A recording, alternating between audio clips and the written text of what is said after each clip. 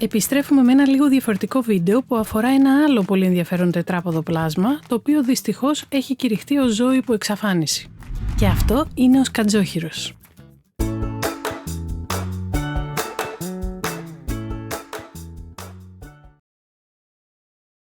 Οι σκατζόχυροι είναι μικρά, κατά βάση νυχτόβια θηλαστικά που ανήκουν στην υποοικογένεια των ερινακεϊνών, η οποία ανήκει με τη σειρά της στην οικογένεια των ερινακεϊδών.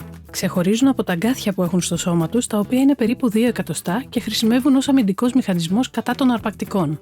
Στην πραγματικότητα, τα αγκάθια αυτά είναι τρίχες, οι οποίες έχουν σκληρύνει με τη βοήθεια της κερατίνης. Δεν περιέχουν δηλητήριο και μπορεί να πέσουν λόγω έντονου στρες ή κάποιας ασθένειας.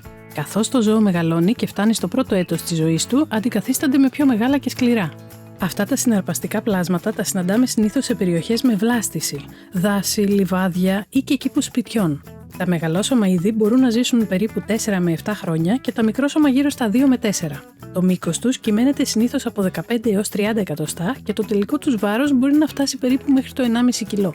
Σε διάφορες παραδόσεις αντιπροσωπεύουν την προστασία και την επινοητικότητα. Για παράδειγμα, στην ευρωπαϊκή λαογραφία συχνά θεωρούνταν σύμβολα σοφίας, ανεξαρτησίας και ανθεκτικότητας. Υπάρχουν πολλά είδη σκατζόχυρου, αλλά τα πιο κοινά από αυτά είναι ο ευρωπαϊκός σκατζόχυρος, τα είδη δηλαδή που εντοπίζονται στη Δυτική και Ανατολική Ευρώπη.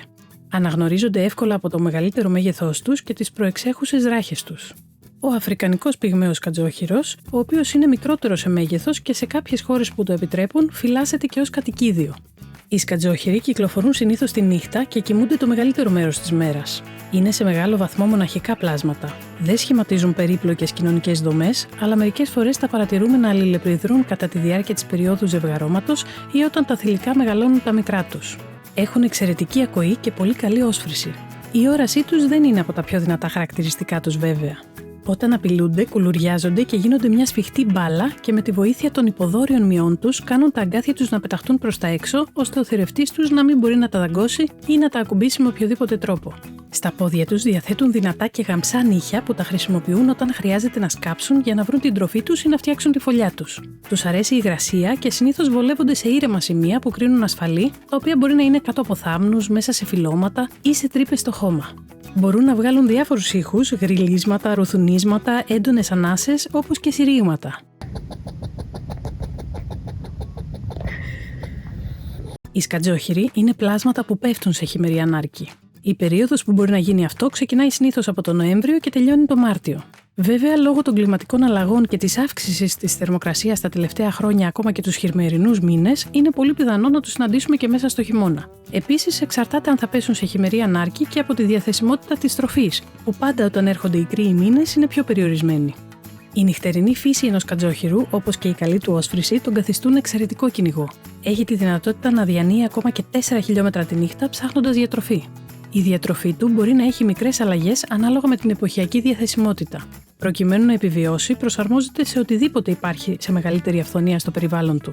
Αυτή η διατροφική ευελιξία παίζει σημαντικό ρόλο στην επιβίωσή του, καθώς οι βιότοποι που συναντάμε αυτό το ζώο αντιμετωπίζουν όλο και μεγαλύτερες δυσκολίες από την αστική ανάπτυξη και την κλιματική αλλαγή.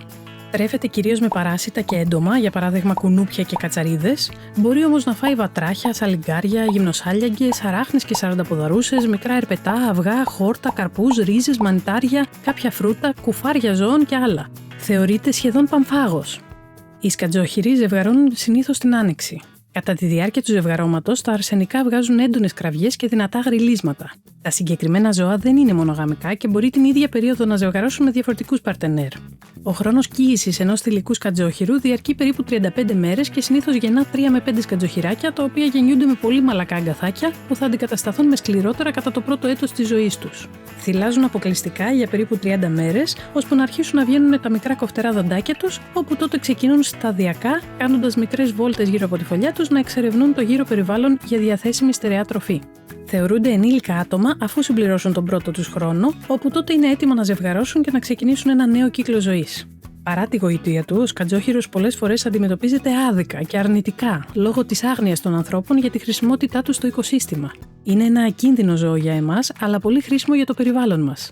Τα τελευταία χρόνια έχει ξεκινήσει μια τεράστια προσπάθεια ενημέρωσης του κόσμου για το σημαντικό οικολογικό του ρόλο. Θα μπορούσαμε να τον ονομάσουμε και φυσικό ελεγκτή παρασίτων της φύσης. Στη χώρα μας, ο σκατζόχυρος θεωρείται προστατευόμενο είδος και δυστυχώς κινδυνεύει να εξαφανιστεί εντελώς. Παρά την προσαρμοστικότητα που διακατέχει αυτό το ζώο, δυστυχώς αντιμετωπίζει πολλές και σημαντικές απειλές. Πρώτα απ' όλα, με την έντονη αστικοποίηση των περισσότερων περιοχών από τον άνθρωπο, έχουν μειωθεί οι περιοχές που μπορεί να ευδοκιμήσει, δηλαδή να βρει φαγητό, όπως και κατάλληλο μέρος για τη φωλιά του.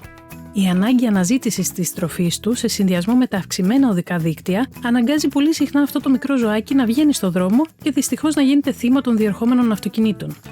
Το μεγαλύτερο ρόλο στη σημαντική μείωσή του, βέβαια, παίζουν τα εντομοκτώνα. Όπως όλοι γνωρίζουμε, οι άνθρωποι τα χρησιμοποιούν είτε ψεκάζοντας ολόκληρες περιοχές, για παράδειγμα για τα κουνούπια, είτε όταν ιδιωτικά ψεκάζουν τις αυλές και τα χωράφια τους για την αποφυγή των εντόμων. Επειδή η πρώτη πηγή τροφής τους είναι τα έντομα, όταν αυτά είναι δηλητηριασμένα με φάρμακα, το δηλητήριο αυτό, κατά τη βρώση του εντόμου, μεταφέρεται στο σώμα του σκατζόχυρου και συνήθως αποβαίνει μοιραίο για τη ζωή του.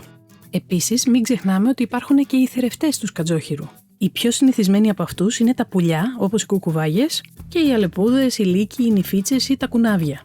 Και πέρα από τους παραπάνω κινδύνους, ένας σκατζόχυρος μπορεί να αναπτύξει και κάποιες σοβαρές ασθένειες στην πορεία της ζωής του, όπως καρδιαγγειακά και αιματολογικά νοσήματα, οφθαλμολογικές ή οδοντιατρικές παθήσεις, κακοήθους όγκους, καρκίνο και άλλα. Πώς μπορείς να βοηθήσεις? Αν συναντήσεις ένα σκατζόχυρο, βάλε του φρέσκο νερό σε ένα χαμηλό πιατάκι. Σε καμία περίπτωση μην του δώσεις γάλα, μιας και έχει δυσανεξία στη λακτόζη και με αυτόν τον τρόπο μπορεί να τον κάνεις να αρρωστήσει βαριά ή και να πεθάνει. Στο εμπόριο κυκλοφορούν κατάλληλες τροφές για σκατζόχυρους, αλλά εφόσον δεν διαθέτεις, μπορείς να αφήσεις κοντά του λίγη κατοτροφή. Αν τύχει να πετύχεις μπροστά σου ένα μικρό σκατζοχυράκι, μην το απομακρύνεις από την περιοχή που το συνάντησες, γιατί κάπου εκεί κοντά λογικά βρίσκεται και η μαμά του. Αν φυσικά δεις ένα σκατζόχυρο να βρίσκεται σε άμεσο κίνδυνο, όπως στη μέση του δρόμου, καλό είναι να τον αφήσεις να περάσει ή ακόμα και να το βοηθήσεις να μεταφερθεί στο πλάι. Αν είναι φθινόπωρο ή χειμώνας και συναντήσεις ένα νεκρό σκατζόχυρο, μην τον πειράξεις. Μπορεί να μοιάζει νεκρός, αλλά δεν είναι. Το πιθανότερο είναι να βρίσκεται σε χειμερή ανάρκη. Όταν πέφτει σε χειμερή ανάρκη, ο καρδιακός παλμός και η γυναική λειτουργία του σώματός του επιβραδύνεται τρομερά με σκοπό να εξοικονομήσει όσο περισσότερη ενέργεια μπορεί. Μην ξεχνάς ότι πρέπει να αντέξει έτσι όπως το βλέπεις ακόμα και μήνες, χωρίς τροφή. Απλά βεβαιώσου ότι πράγματι βρίσκεται σε ένα ασφαλές μέρος, καμουφλαρισμένος αρκετά για όσο διάστημα χρειαστεί. Μην ξεχνάς ότι ο σκατζόχυρος θεωρείται άγριο ζώο. Οπότε, όπως σε όλα τα άγρια ζώα, δεν θέλουμε να παρέμβουμε στη φύση τους, θέλουμε απλά να τα βοηθήσουμε, αν χρειάζεται, ή να κάνουμε τη ζωή τους λίγο πιο εύκολη. Σε κάθε ενδεχόμενο υπάρχουν οργανώσεις για την προστασία της άγριας ζωής που μπορείτε να επικοινωνήσετε μαζί τους ανά πάσα στιγμή για να σας κατοτοπίσουν ανάλογα. Ας προσπαθήσουμε όλοι να ενημερωθούμε, να αντιμετωπίσουμε τις λανθασμένες αντιλήψεις για αυτό το ζώο και να ενισχύσουμε την ευαισθητοποίηση και την υποστήριξη για τη διατήρησή του, αλλά και τον γρηγορότερο πολλαπλασιασμό του. Και μην ξεχάσεις, αν σου άρεσε το βίντεο, χάρισε μας ένα like και κάνε εγγραφή στον Τετράποδο Κόσμο, γιατί θα μιλήσουμε και για άλλα ιδιαίτερα ζώα.